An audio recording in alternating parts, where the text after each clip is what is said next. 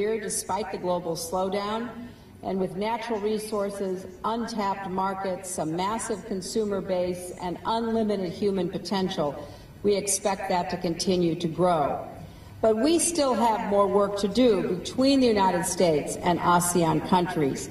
Trade between the United States and Southeast Asia has tripled over the past 20 years, but it is still just 6% of our global trade. And even though American investments in ASEAN countries more than doubled last year, we know we can do better. How do we grow together to maximize broad, inclusive, sustainable growth that provides real benefits for all of our people? Well, we have to start by insisting on economic competition that is open, free, transparent, and fair.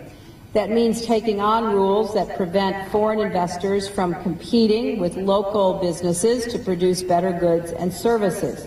It means lowering trade barriers that stop the flow of ideas, information, products, and capital across borders.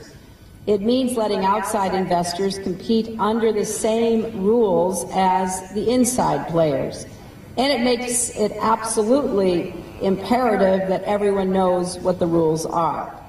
When any of these principles are ignored, when people no longer believe they can trade, invest, create jobs, or improve their lives on an even playing field, then the absence of fairness undermines economic growth.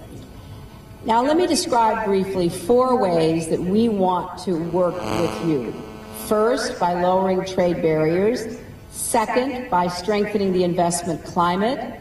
Third, by pursuing commercial diplomacy, and fourth, by supporting entrepreneurs. We're excited about the innovative trade agreement called the Trans-Pacific Partnership, or TPP. That would bring economies from across the Pacific, developed and developing alike, into a single trading community, not only to create more growth, but better growth. Not just to lower tariffs, but raise standards on the environment, protections for workers, intellectual property, and innovation. We want to create a cutting-edge trading community that promotes the free flow of information technology and the spread of green technology, that helps us harmonize our regulations and build more efficient supply chains together. We are also working to ensure that the TPP is the first trade pact designed specifically to reduce barriers for small and medium-sized enterprises, and that all companies are treated fairly, regardless of their size or whether their owners sit in boardrooms or government ministries. But lowering barriers is not enough, and that's why we share ASEAN's vision for strengthening the roads, rails, ports, power stations, and other infrastructure required for the efficient flow of goods and services. When it, and this was, I have to say, very surprising to me. It's just one of many examples that I was given, but this one I chose because we're in Indonesia. When it is cheaper and easier for an Indonesian shipping company to send its cargo almost 1,000 miles away to Singapore than to one of its own islands, which has inadequate ports and facilities, that is a breakdown of connectivity. So we are very pleased that the government of Indonesia has unveiled its plan to improve transportation links among its 17,000 islands and to other points around the region. And we encourage other ASEAN nations through the U.S.-ASEAN Connectivity Cooperation Initiative. We are supporting project designs to build infrastructure that can support economies and create jobs. The second element is investment. Improvements in Indonesia's investment climate have encouraged American companies like Caterpillar to build new plants here. We think that is a benefit for both sides. Indonesian entrepreneurs who participated in the Regional Entrepreneurship Summit that I addressed last July recently went to Silicon Valley to talk with their counterparts about venture capital. And companies in ASEAN continue to look for new opportunities in the U.S. as they become more global in their operations. Third is commercial diplomacy. We have to advocate for businesses and make sure that they do compete on a level playing field. It is somewhat strange that when a young hawker of goods on the streets in Manila can sell a bootleg copy of a major Hollywood movie on the very day of its release, then we have to stand up for intellectual property. And when governments impose unfair terms on our companies just to enter or expand into a new market, we need to push back.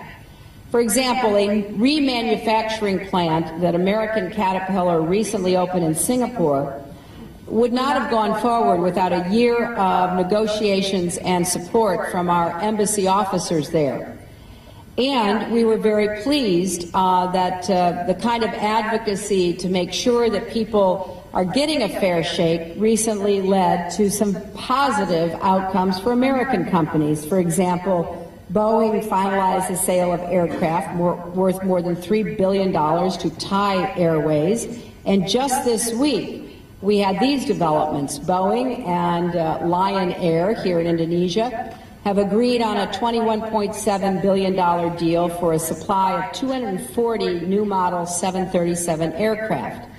GE Aviation is signing a $1.3 billion contract with Garuda Airlines for the supply and maintenance of new aircraft engines. And GE, an Indonesian rail company, PT Kereta Api, has just announced an agreement to supply 100 trains to Java. That's win-win for both sides. And we also are looking not just out for our big companies, but also our small and medium-sized ones as well. Fourth, we must support entrepreneurship.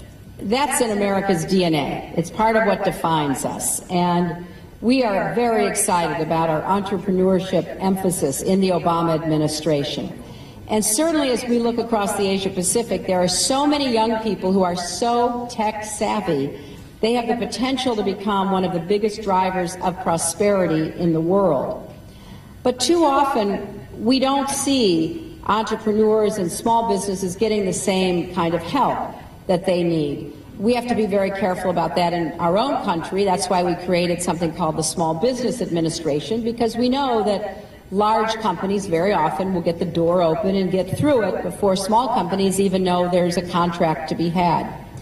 And we think governments need to be very self-conscious about not giving so many preferences to large companies. So that's one of the reasons we established the Global Entrepreneurship Program, another initiative called Partnerships for a New Beginning, because we wanted to advocate not only for our own small businesses, but for small businesses elsewhere, because after all, small businesses provide employment for far more people than all the big businesses in the world combined. So we as governments have to pay more attention to small businesses and entrepreneurs. So there's a lot of work ahead of us. The Global Partnership Initiative, which works to connect governments and the private sector, is another way that we're trying to break through red tape and bureaucracy and just get connected people to people. You can tell from my remarks, we are very excited about the future of this region and also the future of the partnership between the United States and Asean.